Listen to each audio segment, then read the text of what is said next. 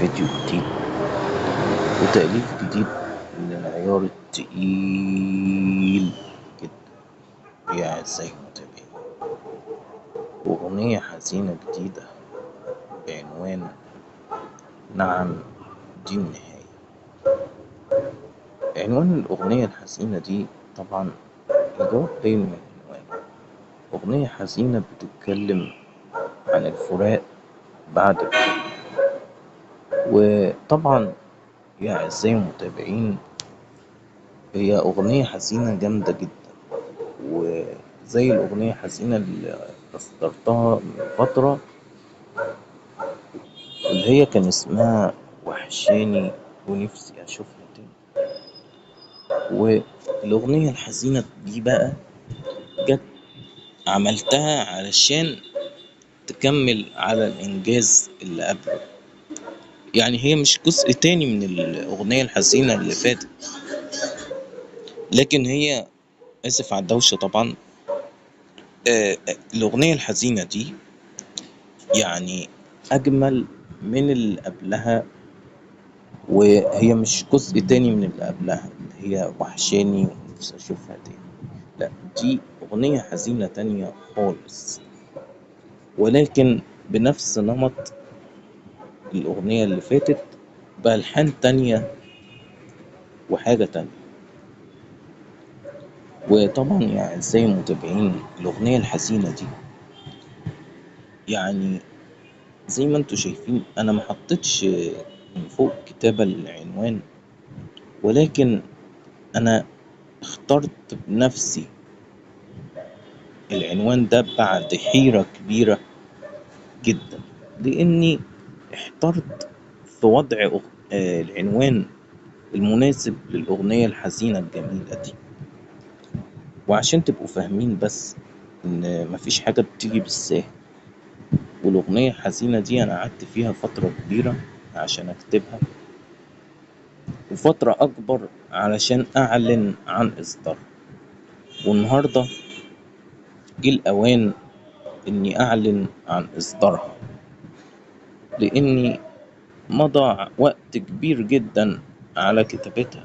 احنا الأغنية الحزينة دي مكتوبة بقالها شهر تقريبا، يعني أنا كتبتها يوم 11 يونيو 2026، والنهاردة 18 يوليو 2026 بصور الفيديو بتاع إصدار الأغنية الحزينة دي. فانتوا تخيلوا عدى وقت قد إيه، وقت كبير جدا.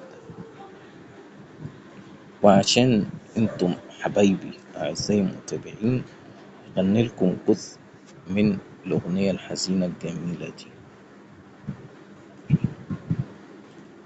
دي آخرتها وده آخر طريقنا. آسف غنيتها غلط، أنا أغنيها بالطريقة الصح بالألحان. دي آخرتها وده آخر طريقنا، هي دي نهاية حبنا، دي النهاية، نعم دي النهاية، خلصت وخلاص، دي آخر الحكاية، ومفيش أمل نرجع لبعض. وبس كده يا أعزائي المتابعين، أغنية حزينة رائعة جدا، وكل الكلمات اللي كتبتها في الأغنية الحزينة دي يعني جميلة جدا. هي فعلا أغنية حزينة رائعة. دي آخرتها وده آخر طريقنا، هي دي نهاية حبنا، دي النهاية، نعم دي النهاية، خلصت وخلاص، دي آخر الحكاية، ومفيش أمل نرجع لبعض. فيا أعزائي المتابعين الأغنية الحزينة دي حرفيا جميلة جدا. وأنا العنوان بقى بتاع الأغنية الحزينة دي هيكون نعم دي النهاية. فيا أعزائي المتابعين الأغنية الحزينة دي معمولة عن جهد كبير، وأنا أحب أشكر الشعب العراقي على دعمه الكبير للقناة. وطبعا الشعب العراقي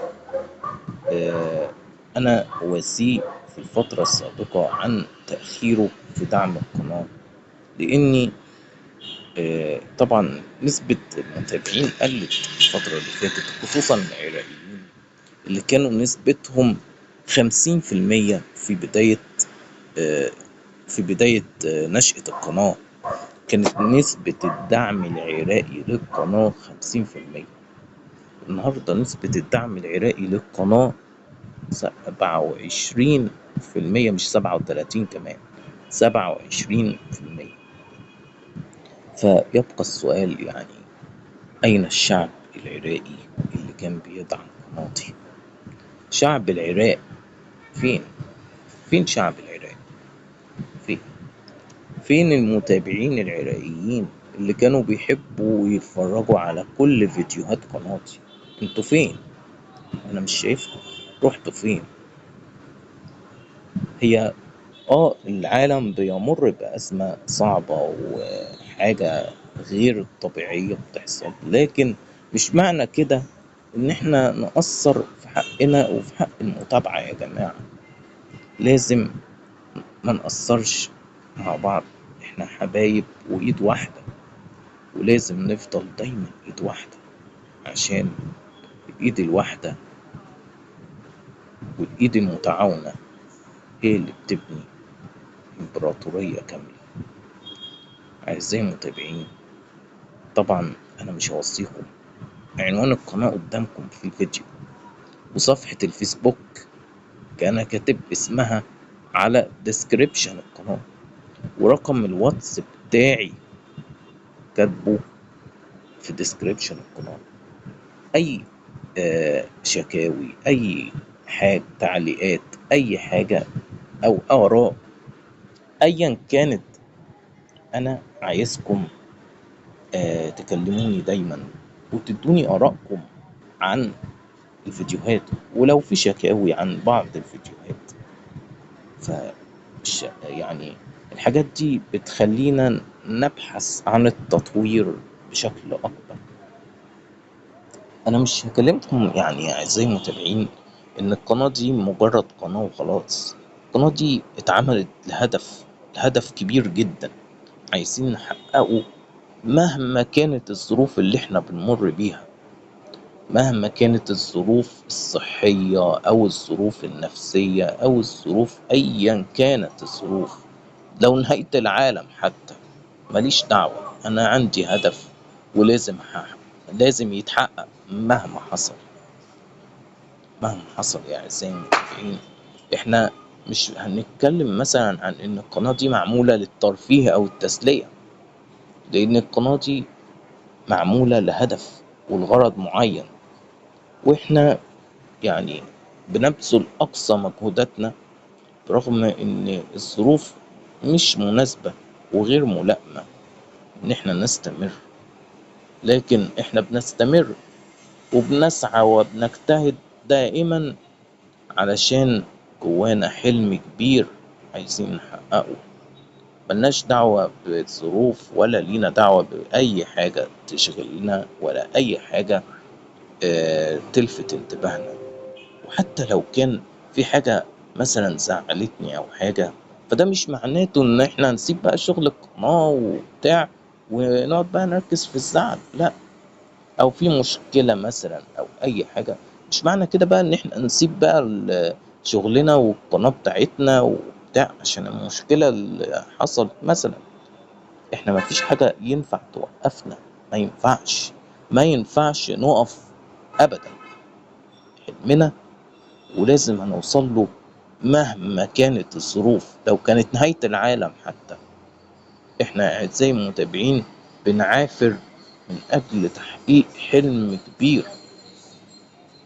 وبس كده يا اعزائي المتابعين، ده اللي حبيت اقوله في الفيديو، واتمنى ان تكون تجربتي الغنائية اثارت اعجاب الجميع. وطبعا ما تنسوش ان في تأليف للقصص هينزل قريب، احنا بس بناخد ريست كده كام اغنية حزينة وهنرجع تاني لتأليف القصص. اشوفكم في فيديو جديد، مع السلامة.